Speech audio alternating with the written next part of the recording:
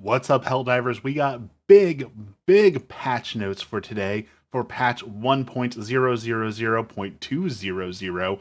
At first, I thought this was an April Fool's patch, but it looks like it is in-game.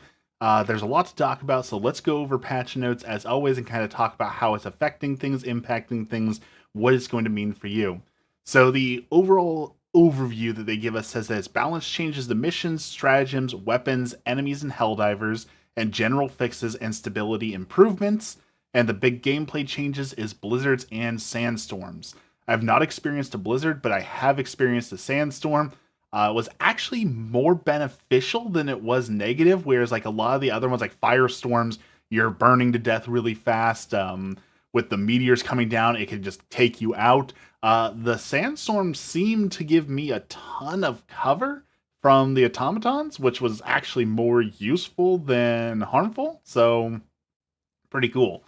Uh, the other big thing is the maximum level cap has been raised to 150, and it does look like you are getting backdated experience. So I went from level 50 all the way to level 74 immediately. So all that experience we've been accumulating looks like it was completely saved for us. So that's really cool. Now we have a huge goal to work towards. That is awesome. There are new titles to go with it, like Admiral is my favorite. Fleet Admiral is one that people have seen. So lots of new titles, lots of fun for people who needed something more to work towards. Right now we have a big goal out there, and it looks like I completed a Hell Dive mission, got about 1,500 experience, and it gave me maybe 1/10 of a bar, maybe a 1/8, like not very much. So we're gonna have a big goal to continue to work towards. The Retrieve Essential Personnel mission has had two big changes. One, they moved the enemy spawn points farther away to give you a fairer chance at defending the location. I absolutely love that change, and there are fewer civilians required to complete the mission on higher difficulties. Those two things combined mean that people might actually give this mission a try.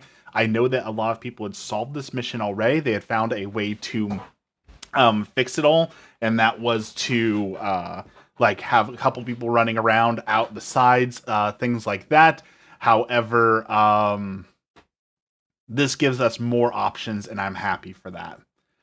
Destroy command bunkers. I personally gave this one a try. Now it has more objective locations. This mission was too easy before compared to other missions. When they said that they added more objective locations, I thought this meant that they were going to add, more for us to do. That does not appear to be the case. It's just like one other command bunker. It's not like there's more to the mission or anything like that. This mission is still incredibly easy. You just throw an orbital laser over there, or you throw a 380 millimeter and it takes care of it. This mission is still incredibly easy. I don't think that fixed it, but I mean, it's still a fun mission, so I'm not going to complain. They halved the negative effect of operation modifiers that increase stratagem cooldowns or call-in times. This is a big one the community was complaining about. So having that be halved, we'll see if they continue to draw that down too, because so many people just said this is not fun. Please stop making us do this. I'm pretty happy that we're experiencing that. We'll see how well that change is actually received. Primary, secondary, and support weapons. A big list of changes here.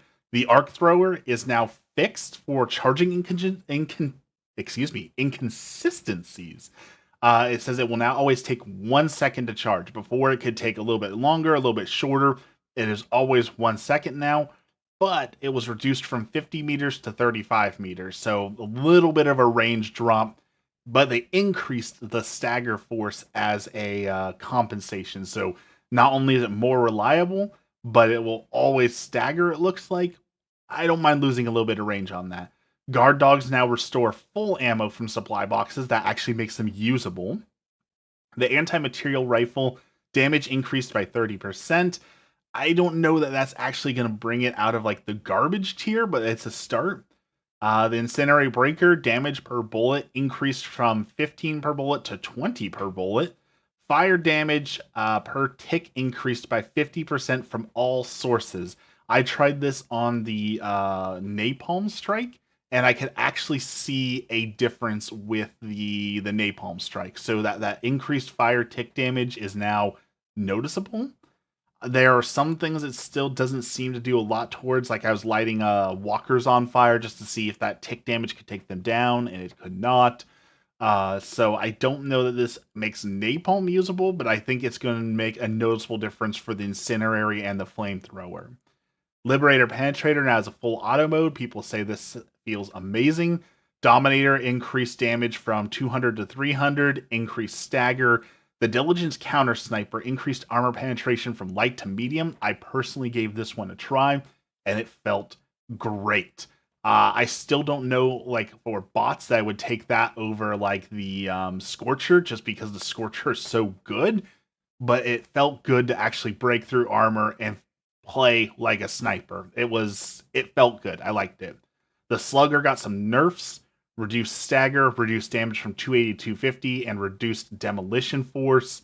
Fixed the armor penetrator tag, and fixed incorrect armor penetration tags in the menus for Slugger, Liberator, Concussive, and Senator.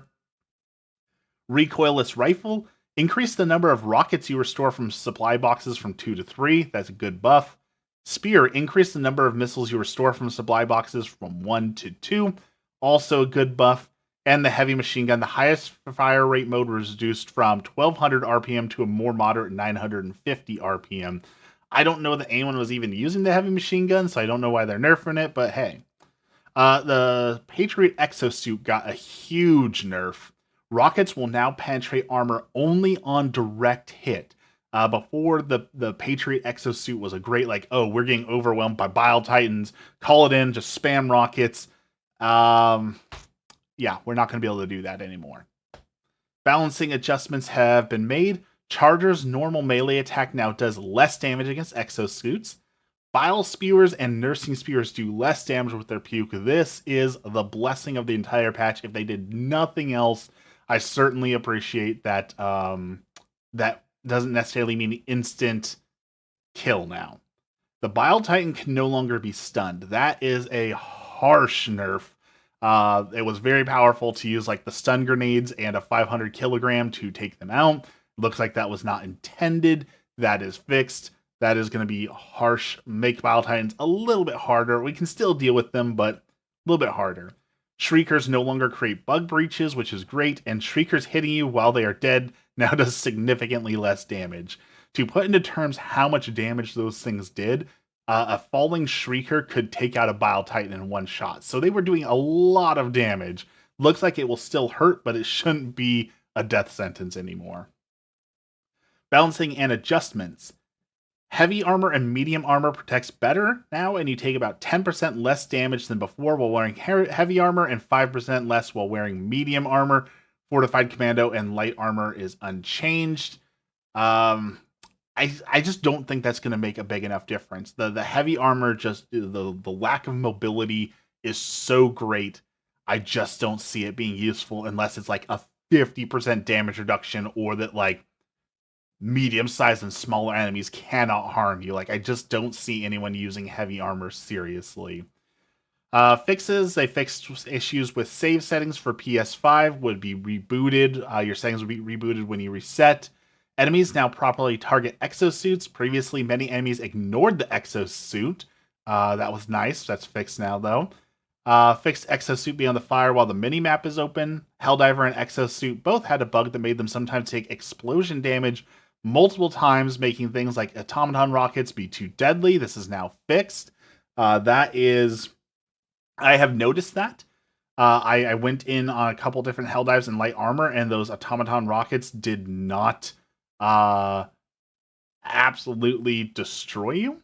Automaton enemy constellations that preferred to spawn more of certain Devastator types did not work and are now functioning as they should. This means that sometimes when playing against automatons, you will face more Devastators instead of other enemy types. We have improved the system that prevents Hellpod steering close to larger important objects.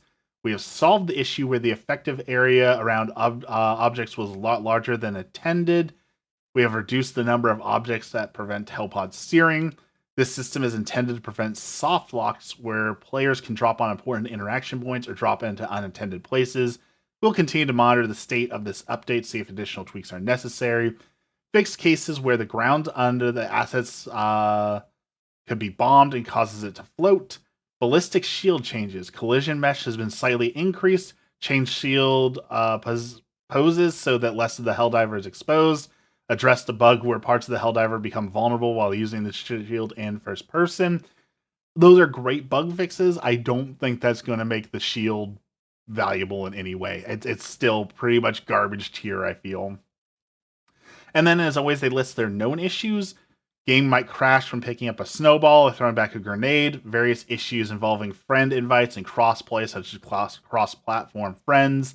Invites might not show up. Players cannot unfriend other players, befriended via friend code. Cannot unblock players not in their friend list. Players cannot befriend players with Steam names shorter than 3 characters.